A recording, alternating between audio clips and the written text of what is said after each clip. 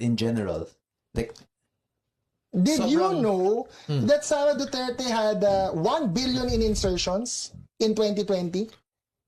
Did you keep track of the news? Nasa Cabral files yan or DPWH leaks. Did you 2020? track the... Close mo si Kong Leviste. Tinignan mo ba yung Cabral files niya tsaka yung DPWH leaks? 1 billion in 2020 when she was mayor, 1 billion in insertions. Report yan. How ng can she? Billionaire News Channel. How can a mayor actually insert That's in a the congressional question. budget? That's the question. Harry Roque meron ding insertion.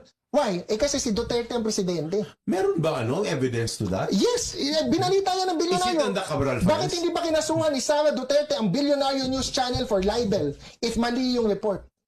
no, but then she would have to sue everyone for libel if that's the case. No, si Billionaire lang nag-report kasi exclusive niya yun eh.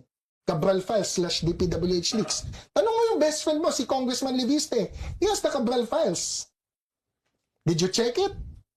Ako, I checked it. Harry Roque, may insertion. Sara Duterte, 1 billion. 2020. That's unusual to have an insertion that you're not part of Congress. Everybody can fact check me. Lahat ng nasa internet, isearch nyo lang.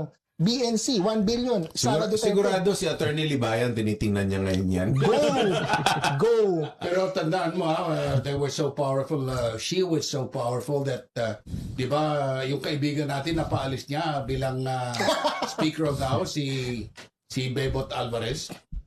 That was the perception of a lot of people at that time. Because during at the height of their power, parang maraming alluded to If them. she could do that, pwede niyang diktahan yung House of Representatives. Bigyan mo ako ng 1 Ito ang sagot ko sa'yo. Who was the speaker at that time? Lord Alan Velasco, BFF niya. BFF niya. Speaker Lord Alan.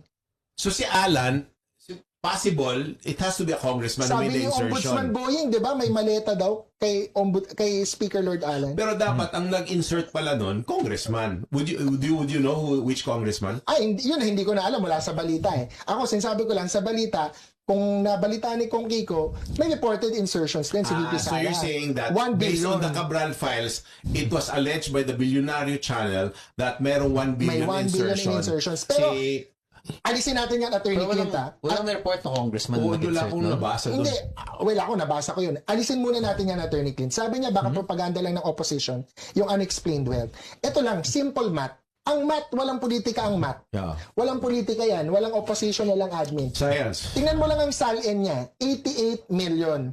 Ngayon, if compare mo yung sahod niya as vice mayor, mayor, vice president, hindi yan naabot in 20 years na 88 million. Pag minat mo, pag kinumpute mo yung legal salary niya. By the way, wala pa yung pagkain niya doon, wala pa yung transpo, wala pa yung But upa. as a lawyer naman, 88 No, is as a lawyer. doable.